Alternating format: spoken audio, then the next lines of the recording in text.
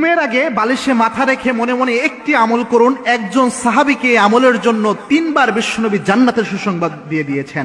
মনে রাখবেন, ঘুমের আগে মনে মনে এই আমলটি করা যায়। এই আমলটি যদি আমরা করতে পারি, আল্লাহ রাব্বুল আলামিন জান্নাতের সুসংবাদ দিয়েছেন এই আমলের কারণে 3 বার বিশ্বনবীর মাধ্যমে। সুতরাং এই আমলটি অনেক বেশি গুরুত্বপূর্ণ। এই আমলগুলো আমরা অনেক সময় সিনসিয়ারলি করি না, যার কারণে এর ফাদিলা থেকে আমরা বঞ্চিত হই। মনে রাখবেন, সাহাবে کرام তাদের জীবনকে সাজাতেন আমলের মাধ্যমে। এই আমল দিয়ে যদি আমরা জীবন সাজাতে পারি, আল্লাহ রাব্বুল আলামিন আমাদের জীবনকে বারাকা দিয়ে ভরপুর করে দিবেন। আমরা যদিও এটা অনেক সিনসিয়ারলি নেই না।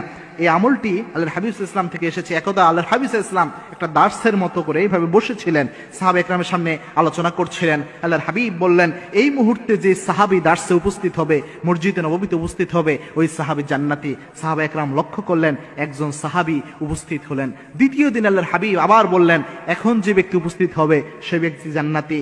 বিশ্বনবী ইসলামের সাহাবীরা লক্ষ্য করলেন, দ্বিতীয় দিনও একই ব্যক্তি উপস্থিত হয়েছেন। 3 দিনের দিনও বিশ্বনবী যখন বললেন, এখন যেই ব্যক্তি এখানে উপস্থিত হবে সেই ব্যক্তি জান্নাতি, সাহাবা একরাম লক্ষ্য করলেন 3 নাম্বার দিনও সেই একই ব্যক্তি উপস্থিত হয়েছেন।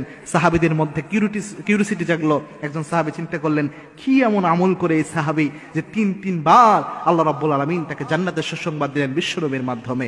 ওই সাহাবী ওই জান্নাতের সুসংবাদ প্রাপ্ত সাহাবীকে বললেন, ভাই আমি একটু চাই আপনার মুসাফির, আমি একজন মুসাফির হয়ে এসেছি, আমি চাই আপনার একটু মেহমান হতে, আমার বাসায় একটু সমস্যা হয়েছে, আমি আপনার মেহমান হতে চাই। ওই সাহাবী বলছেন, হ্যাঁ ভাই চলেন। 3 দিন যাবত ওই সাহাবীর বাসায় তিনি থাকলেন। তিনি দেখলেন অন্যান্য সাহাবীরা যেমন রাতের বেলায় তাসবিহ তাহলিল করে, ওই সাহাবী ওই কাজটা করে। অন্যান্য সাহাবীরা যেভাবে তাহাজ্জুদের নামাজ পড়ে, এই সাহাবী একই তাহাজ্জুদের নামাজ পড়ে। অন্যান্য সাহাবীরা যে আমলগুলো করে, এই সাহাবী একই আমল করে। কোনো পার্থক্য তিনি পেলেন না।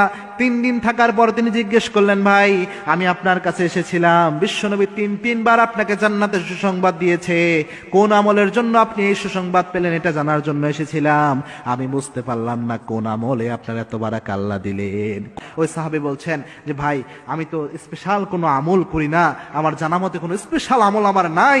তবে আমি যখন ঘুমাতে যাই, আমি যখন রাতের বেলায় শুয়ে পড়ি, তার আগ মুহূর্তে আমি আমার মনের মধ্যে কোনো হিংসা, কোনো ক্ষোভ কোনো ব্যক্তির ব্যাপারে রাখি না। আমি সবাইকে মাফ করে দেই, কারো ব্যাপারে কোনো হিংসামূলক কোনো কিছু আমি রাখি না।